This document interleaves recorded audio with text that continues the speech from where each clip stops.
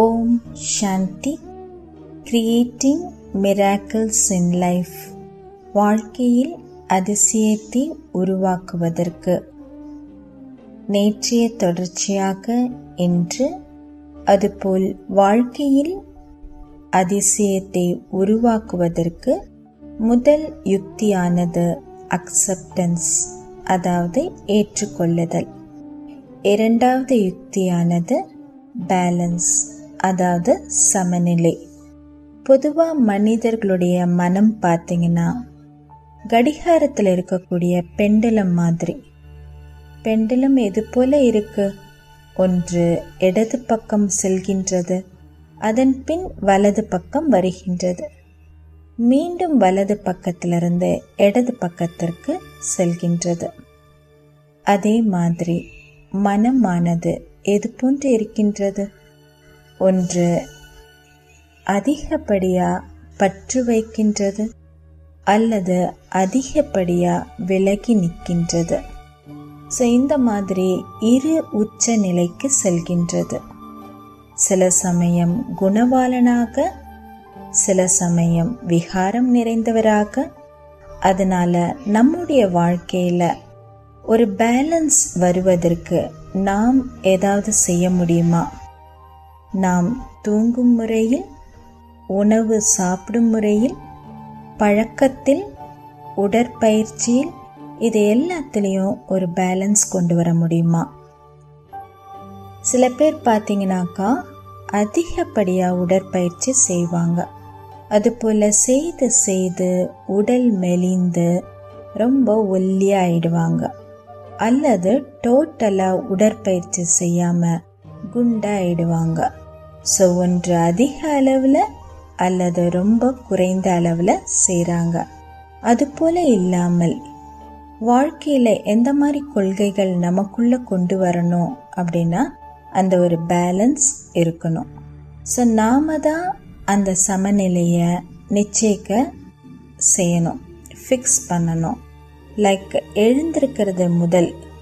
சில சமயம் பார்த்தீங்கன்னா சீக்கிரமாக எழுந்திருக்கிறாங்க, சில சமயம் பார்த்தீங்கன்னா லேட்டாக எழுந்திருப்பாங்க, சில சமயம் பார்த்தா அதிகமாக சாப்பிடுவாங்க, சில சமயம் பார்த்தீங்கன்னா சாப்பிடவே மாட்டாங்க.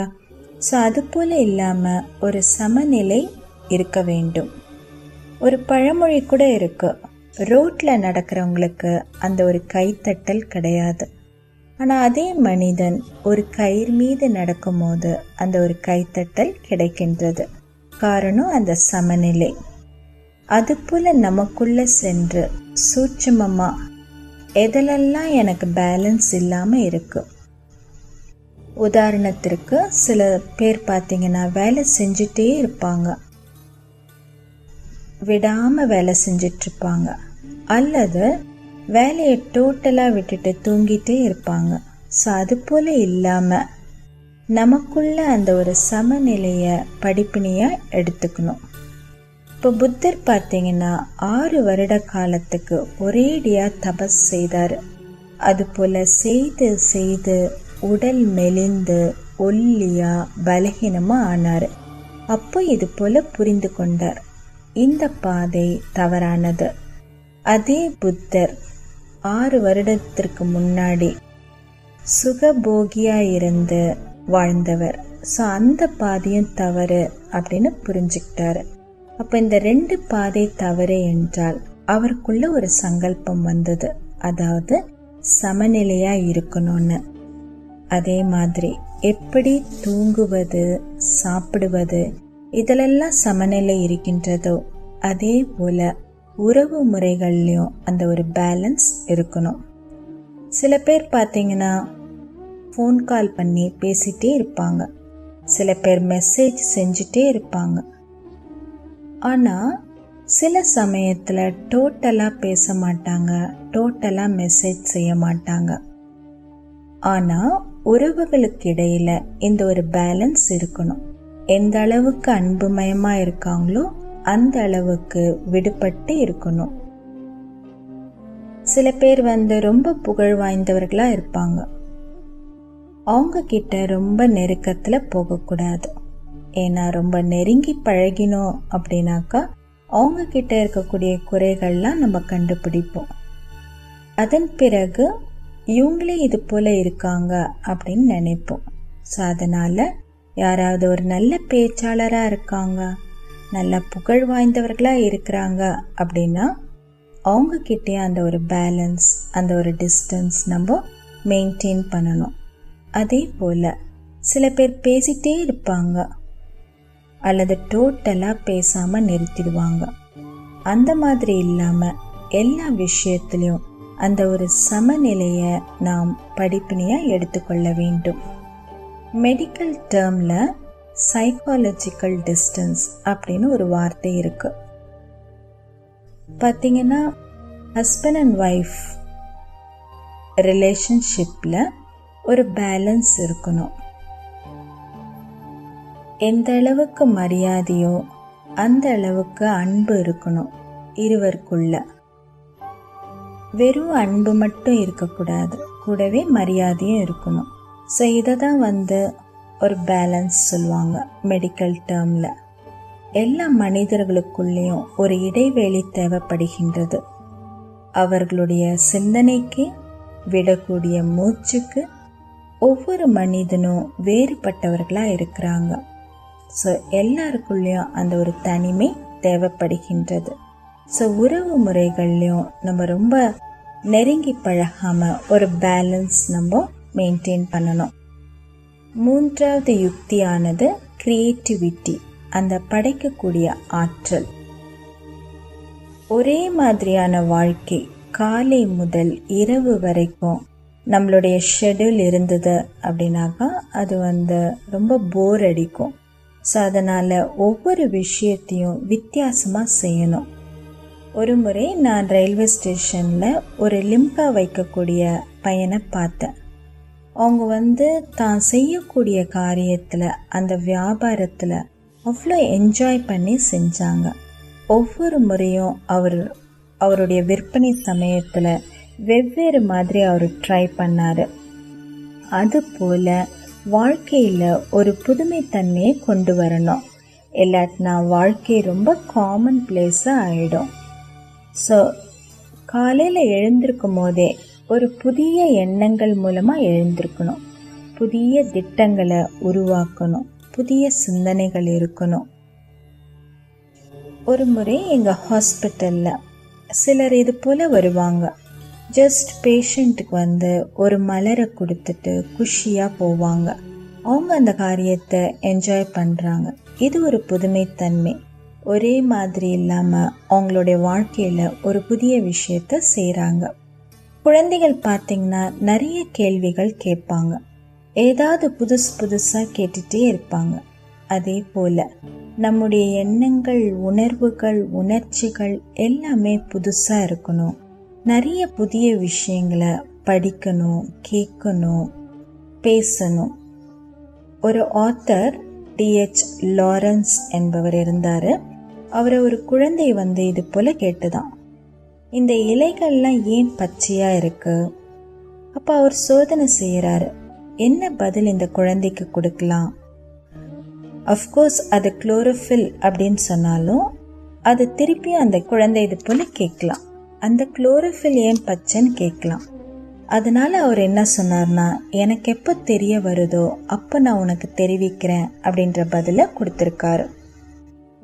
ஸோ அந்த மாதிரி நமக்குள்ள தெரிந்து கொள்ள வேண்டும் என்ற ஆசை இருக்க வேண்டும், செய்ய வேண்டும் என்ற அது போல் ஆசை இருக்க வேண்டும். அதனால் நம்ம கேட்கும் போதும் சரி, பேசும் போதும் சரி, எழுதும் போதும் சரி, ஒரு புதுமைத்தன்மை இருக்கணும். நம்முடைய பயணமே இருந்தாலும் அதுலேயும் ஒரு புதுமை இருக்கணும். ஸோ எந்த மாதிரி புதுமையெல்லாம் நான் கொண்டு வரலாம்? அது ஆஃபீஸாக இருக்கலாம், அல்லது குழந்தைகளோட பழகக்கூடிய விதமாக இருக்கலாம். ஆனால் புது புது விஷயங்களை, ஏதோ ஒரு விஷயம் புதுசாக நம்ம செஞ்சிட்டே இருக்கணும். ஆனால் ஒரே மாதிரி வாழ்க்கையில் செஞ்சிட்டு இருந்தோம்னா நமக்கு களைப்பு ஏற்படும். நான்காவது யுக்தியானது டிஜிட்டல் டிடாக்ஸ், டிஜிட்டல் நஞ்சு. இப்போ பார்த்தீங்கன்னா மதுபனில் ரிட்ரீட் ப்ரோக்ராம் ஒரு முறை நடந்தது. Mind, body and medicine. அந்த தலைப்பில் நடந்தது. நிறைய டாக்டர்ஸ் வந்திருந்தாங்க. அதில் ஒரு லேடி டாக்டர் ப்ரோக்ராம் ஆரம்பம் ஆகுவதற்கு முன்பே, மதுபன் வந்து சேரும் முன்பே அவங்களுடைய மொபைல் ஃபோனை தொலைச்சிடுறாங்க.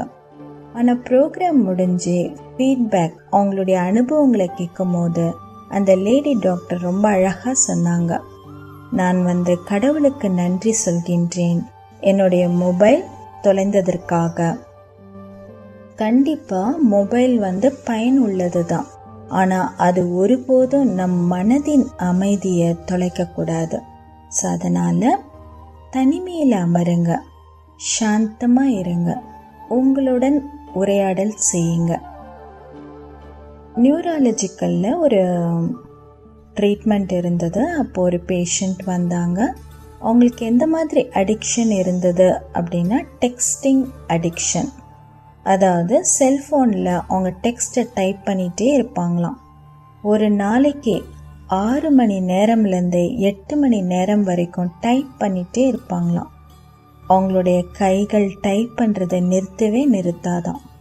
ஒரு வரி கேட்டாங்கன்னா இவங்க 10 வரி டைப் பண்ணுவாங்களாம், அனுப்புவாங்களாம். ஸோ அவங்களுக்கு வந்து அந்த பழக்கம் ஒரு அடிக்ஷனாக மாறிடுச்சு. ஸோ இந்த மாதிரி இல்லாமல் நம்ம வந்து அவ்வப்போது நமக்குள்ள அந்த ஒரு அமைதி இருக்கணும். அந்த பீரியட் ஆஃப் சைலன்ஸ் வந்து ரொம்ப முக்கியம். நமக்கு எப்படி டிஸ்கனெக்ட் ஆகணும் அப்படின்றதையும் தெரியணும், மேலும் எப்படி ரீகனெக்ட் ஆகணும் அப்படின்னும் நம்ம புரிஞ்சுக்கணும். 5வது விஷயம் எக்ஸசைஸ், உடற்பயிற்சி. ஒரு சிம்பிள் உடற்பயிற்சி என்ன பண்ணும் அப்படின்னாக்கா, மூளையிலிருந்து ஒரு குஷியான ஹார்மோன்ஸை ரிலீஸ் பண்ணும். ஸோ அதனால் ஒரு நாளைக்கு நான் எந்த அளவுக்கு பயிற்சி செய்கிறேன், உடற்பயிற்சி செய்கிறேன், அதுக்காக எவ்வளவு சமயம் ஸ்பெண்ட் பண்ணுறேன். சிம்பிள் எக்ஸசைஸ் பார்த்தீங்கன்னா சிம்பிள் வாக்கிங் அப்படின்னு சொல்லலாம். ஒரு முறை ஒரு தந்தையும் பையனும் சண்டை போடுறாங்க. நைட்டு ஃபுல்லாக அவங்க 2 பேருக்குள்ள சண்டை நடக்குது. அப்போது ஒரு முடிவுக்கு வராங்க, யாராவது ஒருத்தர் வெளியேறணும்னு. அப்போது அவங்க அந்த பையன் சொல்கிறாங்க, நான் வெளியில் போகிறேன். ஆனால் அவங்க வெளியில் வந்த பிறகு தான் பார்க்குறாங்க அவங்கக்கிட்ட காசே இல்லை. அதனால் அவங்க நடக்க ஆரம்பிக்கிறாங்க. 1 கிலோமீட்டர், 2 கிலோமீட்டர், அப்படியே நடந்து நடந்து 10 கிலோமீட்டர் நடக்கிறாங்க. அது போல் நடக்கும் போது அவங்களுக்குள்ள வந்து ஒரு ரியலைசேஷன் உண்டாகுது. தன்னுடைய தவறை உணர ஆரம்பிக்கிறாங்க.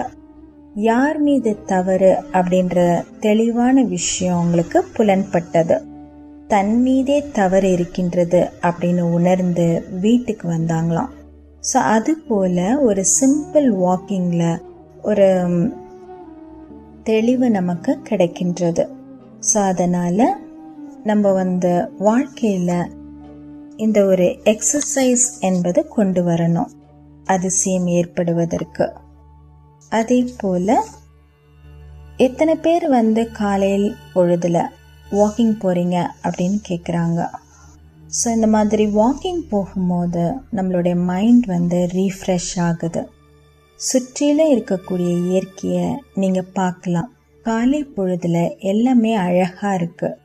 மரங்கள், மலர்கள், கடல், அலைகள், பாறைகள், இப்படி எல்லாத்தையும் பார்க்கும்போது நமக்குள்ள ஒரு புத்துணர்ச்சி ஏற்படும். ஸோ வாழ்க்கையில் அதிசயங்களை உருவாக்குவதற்காக 6வது விஷயம் ஃபர்கெட் அண்ட் ஃபர்கிவ், மறப்பது மற்றும் மன்னிப்பது. நம்ம எல்லாருக்குள்ளேயும் இந்த ஒரு சம்ஸ்காரம் இருக்கு. மற்றவர்கள் என்னை ஏமாற்றி விட்டார்கள், என்னை தவறாக புரிந்து கொண்டு விட்டார்கள், இந்த மாதிரி வெவ்வேறு மனிதர்கள் நம் மனதிற்குள்ள இருப்பாங்க. அவங்கள நமக்காக மன்னிக்க வேண்டும். மன்னிக்காமல் நமக்குள் அந்த ஒரு அமைதி ஏற்படாது. பழைய கணக்கை நம்ம தான் க்ளீன் பண்ணணும். ஒரு லேடி இருந்தாங்க. அவங்களுடைய சின்ன வயசில் ஒரு ஆண் தவறாக நடந்துடுறாங்க. அப்போ அவங்கள அதை ரொம்ப பாதிக்குது. அதுக்கப்புறம் அவங்க டாக்டர் ஆகுறாங்க, சர்ஜனாக ஆகிடுறாங்க. ஒரு நாள் ஒரு பேஷண்ட் வராங்க ஸ்ட்ரெச்சரில். அவங்க பார்க்குறாங்க அதே மனிதன். அப்போ அவங்களுக்குள்ள ஒரு குழப்பம் ஏற்படுது. நேராக சர்ச்சுக்கு போகிறாங்க, ப்ரே பண்ணுறாங்க. ஜீசஸ்க்கு பதிலாக அவங்களுடைய உருவம் தெரியுது. அப்போ இது போல் சொல்கிறாங்க, மன்னித்து விடு, அந்த மனிதனை காப்பாற்றி விடு அப்படின்னு அவங்களுக்கு செய்தி கிடைக்குது. உடனே வராங்க, ஆப்ரேஷன் பண்ணுறாங்க. அதன் பின் அந்த மனிதன் பச்சாதாபப்படுறாரு. ஸோ அதுபோல் மன்னிப்பது என்பது ஒரு பெரிய விஷயமாக இருக்கின்றது. அதனால் எல்லாரும் மெல்லமாக கண்களை மூடி சைலன்ஸில் உட்காருங்க. பிரதர் ஒரு கமெண்ட்ரி கொடுக்குறாங்க. நான் என் மனம் என்ற கண்ணின் முன்